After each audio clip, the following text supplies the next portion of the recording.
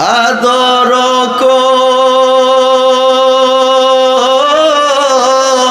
রিয়া মানুষ আল্লাহ বানায়া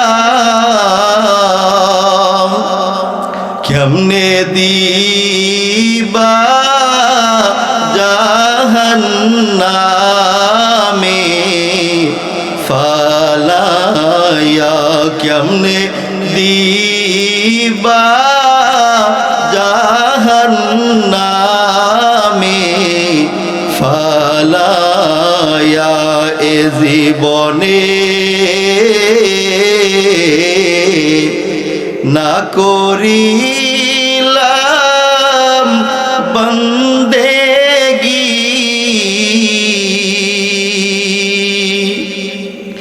এ জীবনে না করিলাম বন্দেগি গোনা করে কাটাইলাম জিন্দেগি গোনা করে কাটাইলাম জিন্দেগি তওবা করে আবার তওবা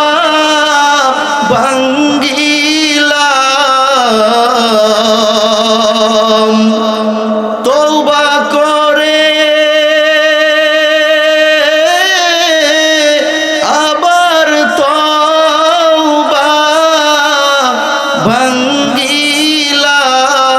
ভাঙ্গিলাম অবশেষে খাটি তওবা করিলাম অবশেষে খাটি তওবা করিলাম সকলেরই দরজা হতে ফিরিয়া সকলেরই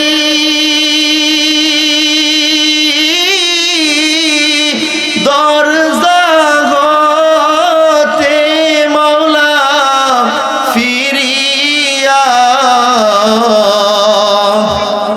আপনার দরজাতে রইলাম পড়িয়া আপনার দরজাতে রইলাম পড়িয়া আপনার দরজাতে রইলাম পড়িয়া যাদের মাগুলো দুনিয়ার থেকে বিদায় হয়ে গেছে আয় আল্লাহ আমাদের মা আমাদের বাবা যাদের দুনিয়ার থেকে বিদায় হয়ে গেছে সন্তানগুলো মায়ের কথা মনে করে করে তোমার কাছে চোখের পানি ফেলে কাঁদতেছে আয় আল্লাহ এখানে যারা যারা উপস্থিত রয়েছে আয় আল্লাহ আমাদের জানা নেই কার মা দুনিয়ার থেকে বিদায় হয়ে গেছে কার বাবা দুনিয়ার থেকে বিদায় হয়ে গেছে আজকে মাহফিলে এসেছি অনেকের মা যদি আজকে বেঁচে থাকতো মা সন্তানের জন্য দরজার পাশে বসে থাকতো আমার আব্দুল করিম কখন করিম কা হুজুরদের মাহফিলে রস শুনে ঘরের মধ্যে আসবে স্ত্রী ঘুমায় সন্তান ঘুমায় তাদের কোনো মায়া নেই আমার স্বামী আসবে মেয়ে ঘুমায় আমার বাবা আসবে তাদের কোনো টেনশন নেই কিন্তু ওই বৃদ্ধ বাবা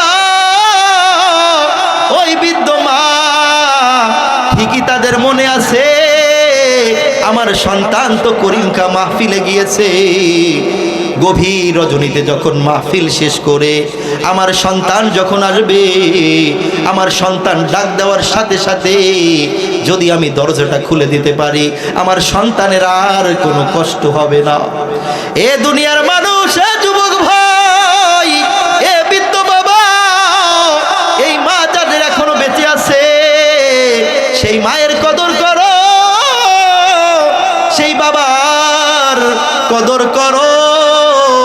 ওই মা যার দুনিয়ার থেকে বিদায় হয়ে গেছে শত কষ্টের পরে, মানুষ যখন শত কষ্টের পরে সমাজের মধ্যে মানুষ তাকে আঘাত করেছে, মানুষ তাকে হেয় প্রতিপন্ন করেছে, তোমার চেহারা কালো, তোমার সমাজে কোনো দাম নেই, কিন্তু তুমি জানো না তোমার মায়ের কাছে কালো চেহারার কত দাম। তোমার মা তোমাকে দেখে মনে করে আমার সন্তানের উপর কারোর চেহারা নেই, আমার সন্তানের চেহারার মতো কারো চেহারা নেই। কুচ্ছিত কালো কালো একটা গোলামও যদি হয়, এই সন্তান একটা বাচ্চা স্টেজের পাশে কান্না করতেছে, যার হয় অতি শীঘ্রই নিয়ে যাচ্ছেন, খুব কান্না করতেছে। এ মুসলমান ইমানদার আল্লাহর গোলাম, ওই কালো সন্তানটাকে আমার মা কেমন ভালোবাসে জানো? পাশের বাড়ির মহিলা ডাক দিয়ে বলল, এ জানো অমক মহিলার কালো কুচ্ছিত বকরির ন্যায় কালো একটা বাচ্চা হয়েছে। তার মা যখন এই কথা শুনেছে, ওই মহিলার সাথে জীবনের মধ্যে আর কখনো কথা বলেনি, তার সন্তানকে শুধু বলেছে যে তার একটা কালো সন্তান হয়েছে।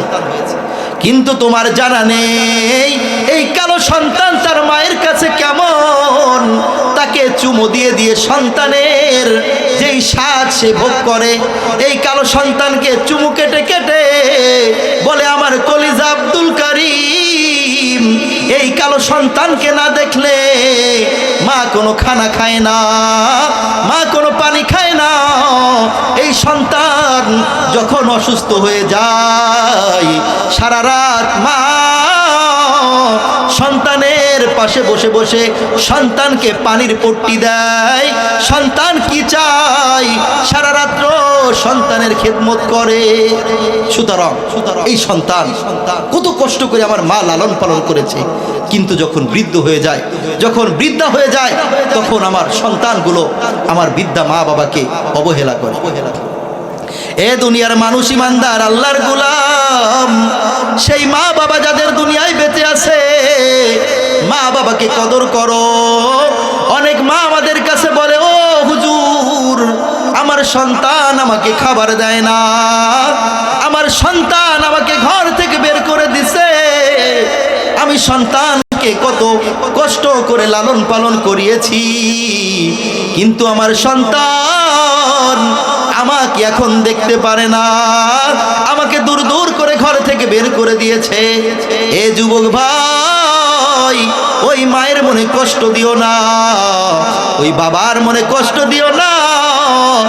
ওই মা বাবা, ওই বিদ্যা মা বাবার পায়ের নিচে হলো সন্তানের জান্নাত। আল্লাহর নবী বলেন, এ গোলাম, তুমি যদি জান্নাত খোঁজ করতে চাও, তোমার মায়ের পায়ের নিচে খোঁজ করো। আল জান্নাতু তাহতা আকদামিল উম্মাহাত, আল জান্নাতু তাহতা আকদামিল উম্মাহাত। জান্নাত হলো মায়ের পায়ের নিচে।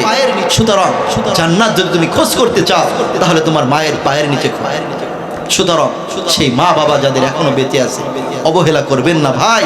খোদার কসম, মা যাদের হারিয়ে গিয়েছে তারা জানে একটা মা ডাক দেওয়ার জন্য সন্তান ব্যাকুল হয়ে আছে। সুতরাং মুআমালাত বলতেছিলাম, মুআশারাতের ক্ষেত্রে মায়ের সাথে কেমন আচরণ তোমার করতে হবে, বিবির সাথে কেমন আচরণ তোমার করতে হবে।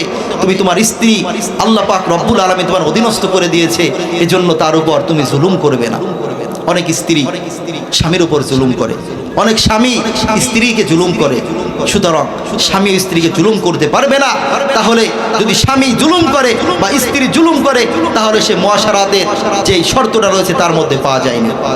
পঞ্চম নাম্বার একটা শর্ত রয়েছে, সেই শর্তটা হলো আখলাক। এই আখলাকটা মুআশারাতের মধ্যে চলে এসেছে। সুতরাং 5টি শর্ত যার মধ্যে পাওয়া যাইবে, ওই ব্যক্তি হলো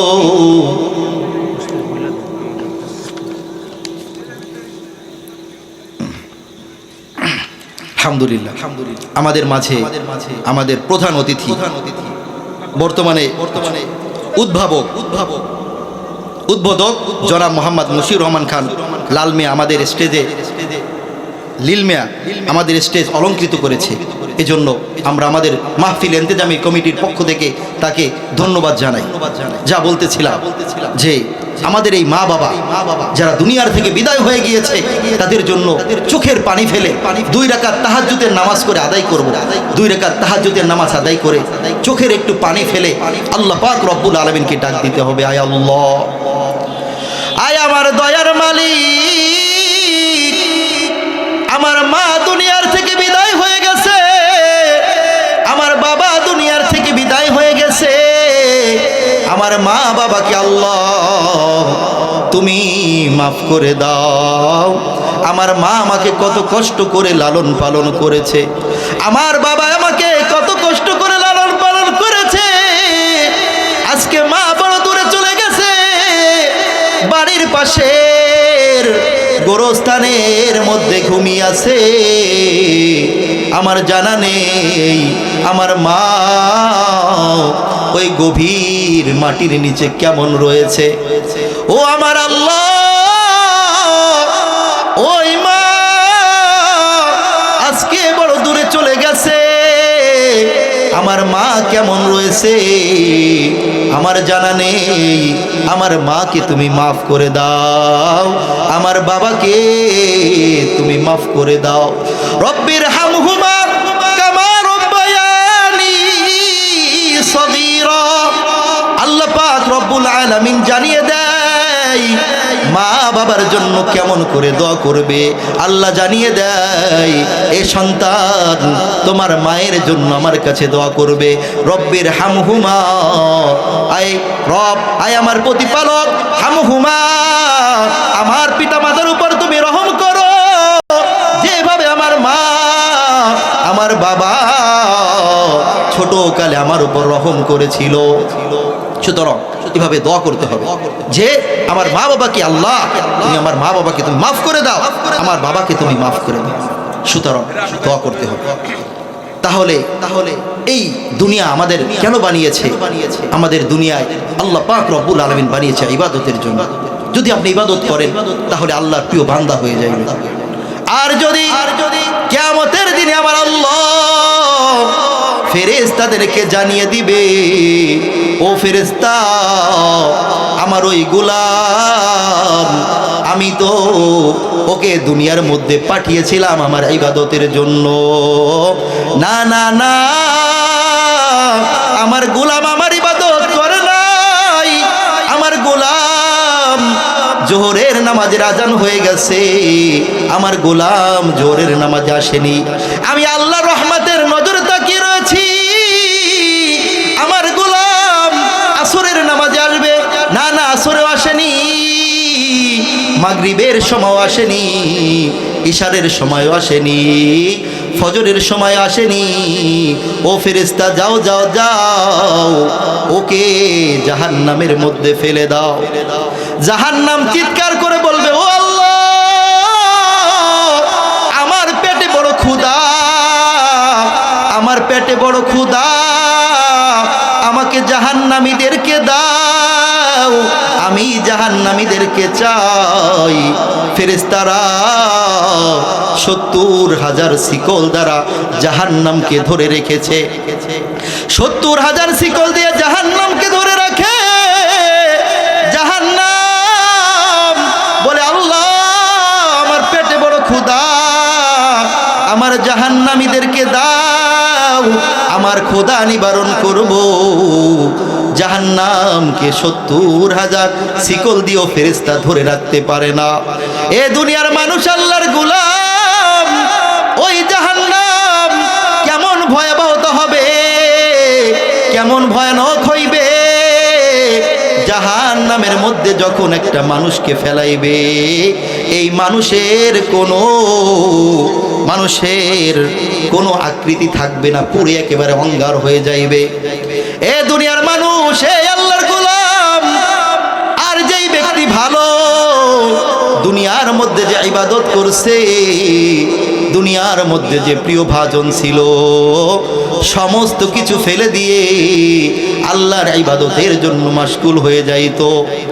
ওই জান্নাতি ব্যক্তি, ওই আল্লাহর গোলাম ব্যক্তি দুনিয়ার মধ্যে নামাজ পড়ে চোখের পানি ফেলে মালিকের কাছে চাইতো, আল্লাহ যেভাবে তোমার সিজদা করতে হয় আমি আব্দুল করিম ওইভাবে তোমার সিজদা করতে পারি নাই, যেভাবে রুকু করতে হয় আমি করতে পারি না।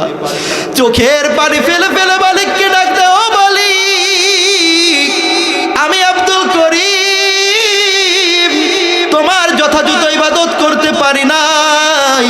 দর দর করে চোখের পানি ফেলে দিয়েছে। আমার আল্লাহ এই চোখের পানি এত প্রিয় হয়েছে, জাহান্নাম যখন বলে আল্লাহ আমার পেটে বড় ক্ষুধা, আমার দয়ার নবী ওইদিকে সিজদায় পড়ে কান্না করে, ও আল্লাহ জাহান্নামকে তুমি ফিরাও, জাহান্নামকে তুমি ফিরাও, আমার একটা উম্মতও যাতে জাহান্নামের মধ্যে না পড়ে। আমার আল্লাহ ডাক দিয়া যায়, ও আমার হাবিব, ও মুহাম্মদ তোমার মাথায় একটু উঠাও, তোমার উম্মতকে আমি জাহান্নামের মধ্যে ফেলবো না। আমার আল্লাহ জানিয়ে দেয়, ও ফেরেশতা আমার জাহান্নামকে এই পানি নিয়ে ছিটিয়ে দাও, আমার জাহান্নাম থেমে যাইবে।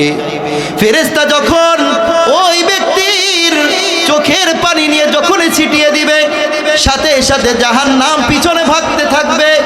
ফেরেশতারা অবাক হয়ে যাইবে, ও আল্লাহ 70,000 শিকল দিয়ে জাহান্নামকে ধরে রাখতে পারি না, তুমি এমন কি পানি দিয়েছো, কি এমন পানি দিয়েছো, জাহান্নাম পিছনে ভাগতে লাগলো।